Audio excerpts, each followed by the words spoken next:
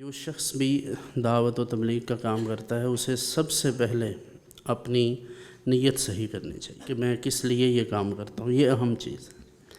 اگر یہ پیش نظر نہیں ہوگا تو کسی چیز کا کوئی فائدہ نہیں ہوگا، کیونکہ نیت کے بغیر کسی عمل کا کوئی فائدہ ہے ہی نہیں۔ اور پھر اس معاملہ میں اگر یہ ہوگا کہ میں نے فلاں کو نیچا دکھانا ہے یا اپنے دلائل سے لوگوں کو بتلانا ہے کہ میں کتنا پڑھا لکھا ہوں، میں نے کیا کیا پڑھ لیا ہے، یہ مقاصد نہیں ہیں تبلیغ کے۔ قرآن حکیم نے تو انبیاء کرام کی جو بعثت ہے، بلکہ خود نبی کریم صلی اللہ علیہ وسلم کی بعثت کے متعلق بھی ارشاد فرمایا کہ ان کی بعثت کا بھی مقصد یہ ہے کہ یہ کتاب و حکمت کی تعلیم ارشاد فرماتے ہیں۔ اور حکمت ایسی چیز ہے کہ اللہ نے اپنے نبیوں کو سکھلائی ہے، تو اگر وہ حکمت جو اللہ کے نبیوں نے سیکھ کر لوگوں کو دعوت و تبلیغ کا کام اس طرح سے کیا ہے، تو اس دور کے علماء، فضلاء اور دیگر جو وارثان منبر و محراب ہیں، اگر ان سے حکمت اور موعظہ حسنہ اور یہ چیزیں ان سے ہی نہیں ہو پائیں گی تو دیگر لوگ یہ کام کیسے کریں گے؟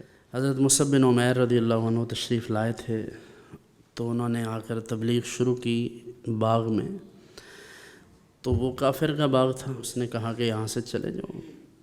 اب یہ بھی داعی کے لیے ایک مسئلہ ہوتا ہے، جس کمیونٹی میں وہ تبلیغ کر رہا ہے، جس طرح کے لوگ ہیں، ان کو دیکھنا ہوگا کہ وہ کیا سوچتے ہیں، وہ کیسے ہیں، اور انہیں کس طرح سے انہیں چیز سمجھانا ہے۔ تو حضرت مصعب بن عمیر رضی اللہ عنہ سے آ کر اس نے کہا کہ آپ یہاں سے نکل جائیے۔ آپ نے فرمایا جو میں کہہ رہا ہوں اگر وہ سن لو، اچھا لگے تو ٹھیک ہے، نہیں اچھا لگے گا تو میں چلا جاؤں۔ تو قرآن سن کر کس کو اچھا نہیں لگے گا؟ اور پھر پڑھنے والے وہ ہوں جنہوں نے خود ذات پاک رسالت مآب صلی اللہ علیہ وسلم سے سنا ہو۔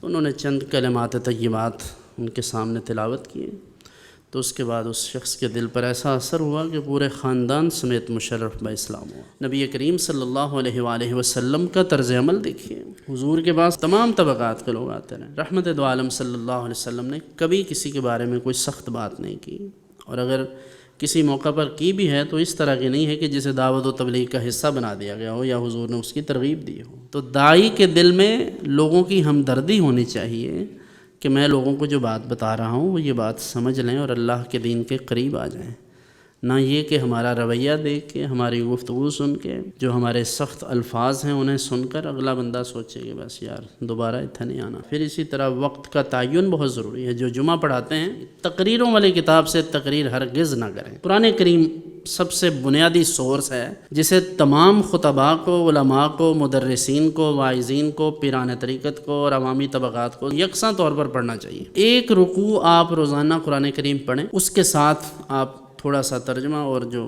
تفسیر ہے اس کی وہ ضرور پڑھیں، آپ یقین کریں آپ کی زندگی بدل جائے گی۔ اسی طرح میں ایک اور چیز ریکمینڈ کروں گا، اسوہ حسنہ، سیرت طیبہ کو پڑھیں۔ یہ نسخہ ہے کہ اگر آپ اپنی ذات پر دین اتارنا چاہتے ہیں، اس کے اثرات چاہتے ہیں، تو آپ اپنے لیے مطالعہ قرآن ایک دن، 2 دن، ہفتے میں 3 دن، آدھا گھنٹہ متعین کر لیں کہ اس وقت ہم نے پڑھنا ہے۔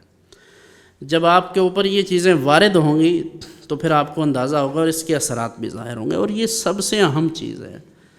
جب آپ یہ کریں گے پھر اس کے بعد آپ جو بھی واعظ و نصیحت کریں گے اس کا اثر ہوگا۔ اسی طرح اسوہ حسنہ کو پڑھتے وقت تمام وہ واقعات جو مکی زندگی کے ہیں وہ آپ کی طبیعت پر اثر انداز ہوں گے، تو آپ کو لوگوں کے تلخ رویے اچھے لگنے لگیں گے۔ جب کوئی آپ کی توہین کرے گا، بد کلامی کرے گا، تو اسوہ حسنہ سامنے ہوگا نا، تو دل کو تسلی ہوگی کہ اگر حضور سن سکتے ہیں باتیں تو ہم کون ہوتے ہیں کہ محسوس کریں۔ یہ کمپیریزن جب دل میں بیٹھ جاتا ہے تو آپ یقین کریں دنیا کی بڑی سے بڑی مشکل بھی آسان لگنے لگ جاتی ہے۔ مشکلیں اتنی پڑیں کہ آسان ہو گئی۔ اس لیے یہ چیزیں سمجھیں، یہ ہمارے مسائل ہیں، اپنی ترجیحات بدلیں۔ سمپل سی بات ہے، قرآن کے ساتھ آپ کا تعلق ہو، نیت میں اخلاص ہو اور محبت سے بات کریں۔ اقبال نے کہا تھا، نگاہ بلند سخن دل نواز، جاں پرسوز، یہی ہے رخت سفر میر کارواں کے لیے۔